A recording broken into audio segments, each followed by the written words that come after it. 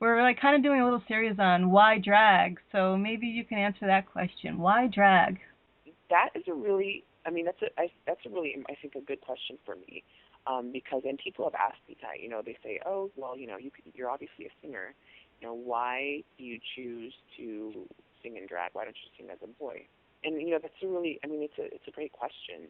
But for me, I feel that the community that I have been able to find within the drag world, I wasn't really able to find that myself. As just a gay boy, like frolicking around, town in San Francisco. I mean, that's fun too, but it wasn't quite the same. I mean, I feel like drag really gives you a venue to, it opens a lot of doors. It provides you with a space and a venue to do things. It's a lot easier, to be honest. I mean, it's a lot easier to.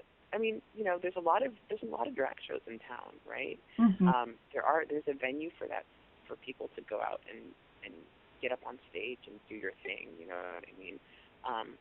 But then the other side of that coin is that, like, I really feel that drag is something that I was probably. I mean, really feel that it was something that I was meant to do. There's something about it that is very, like, the process of in the getting ready. That is very. It's very calming. It puts me in this very, really kind of concentrating and focusing, kind of enjoying the process.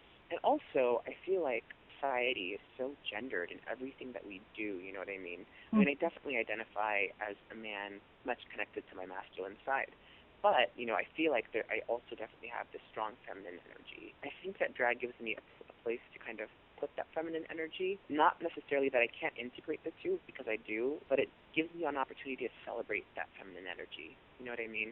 Oh yeah. And special. I think that femininity should be celebrated. I don't. I feel like oftentimes in our culture it's so patriarchal and so overly masculine, and like being a man is strong and good, and being a woman is weak, or somehow not as good as being a man. You know what I mean? Like, I feel like that is kind of perpetrated throughout not just U.S. culture, but a lot of cultures. It offends me. And boys grow up, hearing things like, oh, you're a sissy, or you're a girl, or things like that. And Toughen up. and I don't understand why those should be insults. You know what I mean? Mm-hmm.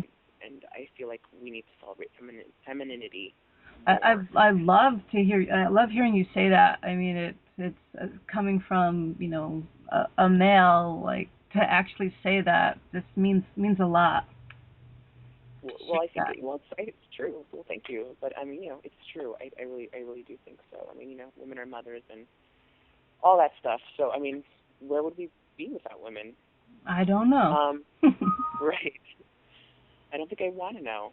Um, Yeah, it seems like it really means a lot to you.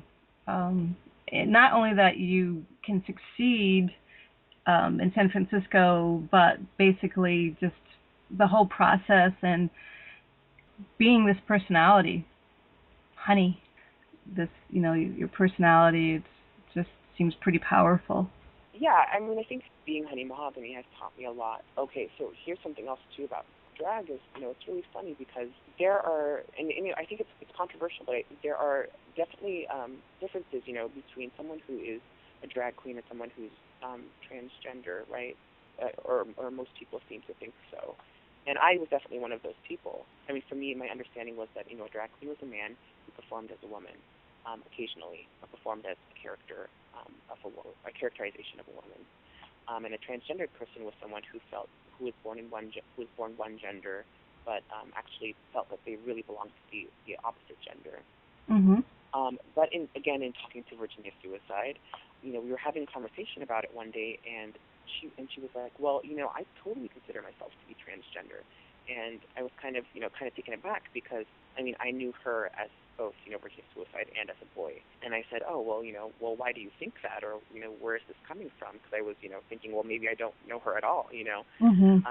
And she said, well, I definitely think that I'm a man, but when I'm in drag, the world perceives me as someone who is trans. I mean, they see someone who is dressed as a woman, a man that is dressed as as a woman, they don't necessarily know that I'm a drag queen. You know what I mean? Right. So they kind of see someone who's outside the gender norm. So because people perceive her that way, they also treat her that way. So she felt like she was moving through the world when she was in drag as a transgender person. And that really kind of opened my eyes to a couple of things, which is that like when we do drag, we are kind of giving up a lot of. I mean, yes, we're being in the gay community, we kind of achieve this. It's kind of a trade-off of both position and gaining position in one respect, but also kind of um, losing some points in other places. Um, but more so, we really are giving up some of our male privilege. Hmm. We're really giving up some of our male privilege when we dress in drag because when you're a guy, I mean, you just don't have to think about things as much in the same way that women do. For instance, if you're going out at night and you park your car, you may not necessarily be so worried that you parked it in an alley and, Mhm. it's kind of dimly lit. Or you may not be as concerned that you have to walk, like so many blocks or, whatever it is at night or, things like that. Mm. Um, but when you're in drag, you do. I mean, you just have to think about your safety in a different way. And a lot of that is, that male privilege. Being a man, it's somehow safer to be a man, or the perception is that it's safer to be, you're able to walk down the street and not be harassed if you're a man, whereas if you're a woman, or if you're, a trans person or someone who's dressed as a woman, Yeah. then So you're you no longer experiencing all of that. right. And so drag has really opened my eyes. I mean, I always kind of knew that stuff. I knew, oh, well, girls, they don't walk to their car by themselves, or you have to, I mean, you're taught, as a boy, about all these things, how to be gentlemen and things like that, and girls go to bathrooms in pairs at least, and things like that. Um, but I never really had to experience it. You never know until you actually walk, in somebody else's shoes. Mhm. Um, it's like, and I think drag has really taught me that, taught me a little bit, not quite, I'm still, 6'2", without heels on, and then, 6'7" or whatever in heels, and, you know, Mm. and could probably do some damage to somebody if I really wanted to. Um, but, um, but it still puts me in that vulnerable position, and I've been, I've had times where I had to like, walk back to my car and, been approached by people, and luckily it never been anything dangerous or nothing ever happened, but it definitely times where I was uncomfortable, um, Mm. and being propositioned and things like that. Um, so it can be scary.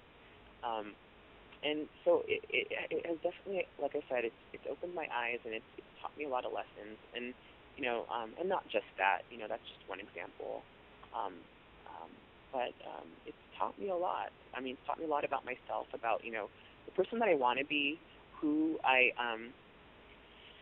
mean, I do see a difference between my persona as Honey Mahogany and who I am in my day-to-day life, although sometimes they do bleed back and forth.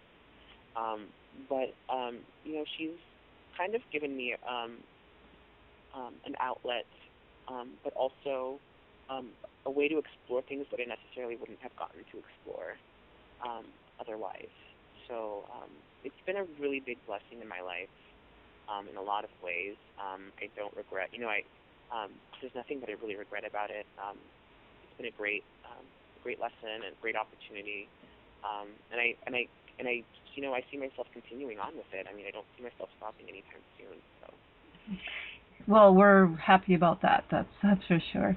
But it definitely sounds like you by being Honey Mahogany, you get to almost like live two lives and seeing both sides, of the world, you know, and it's a perspective that most people don't ever get. Yeah, I mean, I think that's true, and I wish that everyone could try drag at least. I wish you could try drag at least once in your life, and B, I wish everyone could really learn everything that they needed to learn drag in just one day, because life is a lesson, and the more you do things, the more you learn. Yeah, I mean, I just think that there's so much for people to learn from, really cross-dressing and stepping into other people's shoes, and I think that there's a lot there. Yeah.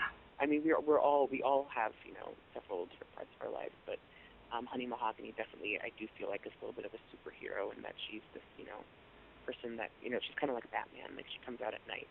You know what I mean? Yes. And then during the day, I'm a social worker, and I see clients, or I'm working on programming, and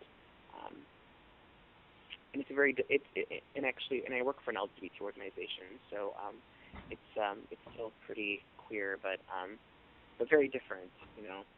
Different world. Yeah, it's a totally different world, and so I feel really lucky to be able to do both. To be able to pursue a passion, my passion for working with people, and and being a social worker, and to also pursue this other passion of mine, and this other part of my life and personality, that I just feel very blessed to be able to do that. Yeah. Kind of sounds to me And like, I was going to say, it kind of sounds to me like you're a superhero in both your worlds. Well, I'm a little exhausted in both my worlds, but no, but no, it's I feel very lucky.